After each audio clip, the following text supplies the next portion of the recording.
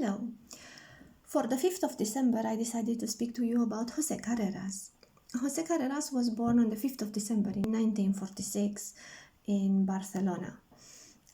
He is very well known for his roles from Donizetti, Verdi, Puccini. He sang almost 60 roles in his lifetime, and we know him mainly as one of the three tenors. He suffered of leukemia at some point, and he even started a fund to help other patients suffering from leukemia. Interestingly, he was given only 1 out of 10 chances of survival, but he recovered and he even got back to stage. The concert of the three tenors was supposed to be initially a fundraising for his foundation, but it had such a great success that they continued to have more concerts. Lucky us. José Carreras is the youngest of the three children of a worker family. He was born in a working neighborhood from Barcelona. When he was 6 years old, his family decided to emigrate to Argentina, but they came back within a year, not finding what they were hoping for. He had musical talent from the very beginning, but it was when he heard Mario Lanza that he actually decided to become a singer. His mother was having a hairdressing salon, and she was encouraging little José to sing there for the customers for a little pocket money. She was absolutely convinced that her son is going to be a great singer. Unfortunately, she didn't live to see it because she died because of cancer when José Carreras was 18. However, he was already playing roles. He was already getting young boys' roles. He debuted at 8 with La Donna e Mobile. He was singing so often at home that many times he was locking himself in the bathroom in order not to bother the family anymore. His first adult role is in Norma in 1970. It's a minor role, but that's when Montserrat Caballé heard him singing and proposed him to sing with her in Donizetti's Lucrezia Borgia. That is the role that he actually claims his real debut is. Montserrat Caballé has been there for him in a lot of occasions. They sang a lot together. They were a very good couple on stage, and her brother was his manager, just like her manager as well. The most recent occasions when he sang were in 2014 and 2015. In 2014, he sang at the theater in Bilbao after a 10-year absence on stage. He has a lot of awards and distinctions, tons of recordings. Go ahead and check him out. If you didn't hear the three tenors yet, it's absolutely necessary that you listen to one of their concerts. They are magnificent. The musician for the 6th of December is an extraordinary jazz man. We are going to jazz and we are going to Take 5. Well, Take 5 is the name of the piece, composed by Dave Brubeck.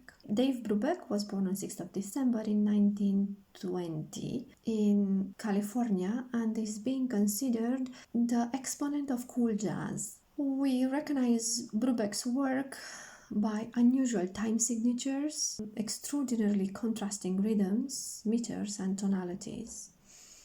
Take 5 is a good example to listen to. Brubeck is the son of a cattle rancher, and his mother was having the training to become a concert pianist. She was from Switzerland, and in the States she was earning a living from giving piano lessons. She taught music to all their children, and even though Brubeck's older brothers were already on track to become musicians, he was not interested in that. He was going to help his father at the ranch. That's why he went to the university to become a veterinarian. Luckily, his teachers realized that he's not made to become a veterinarian, and one of his teachers was the one sending him across the street to the conservatory, telling him that his brain is not there and it would be better for him to become a musician. However, he always tricked the system because he was not good at sight reading, and he even got at a point in university to be nearly expelled due to his lack of sight reading. But his counterpoint and harmony teachers went to his defense, saying that his talents in those fields compensate. So he was granted that he finishes university on the condition that he promises never to teach piano. Imagine one of the biggest piano players of jazz is impeached of teaching piano. He had to satisfy his military service in 1942 after graduating the university, but after giving a concert for the Red Cross, he was absolved from having to finish his military service. It was in the military that he created the first racially integrated band. Dave Brubeck had organized in 1951 the Dave Brubeck Quartet. It never changed its name, although he changed many times his components. One of his teachers who was defending him in college was Darius Milhaud. Darius Milhaud is one of the biggest composers of the 20th century classical music. He was the one who drew the attention of Brubeck towards studying the fugue and orchestration. This is how European classical music got to Brubeck and influenced him heavily. Also, Darius Milhaud had such an influence over him that his first son is bearing his teacher's name.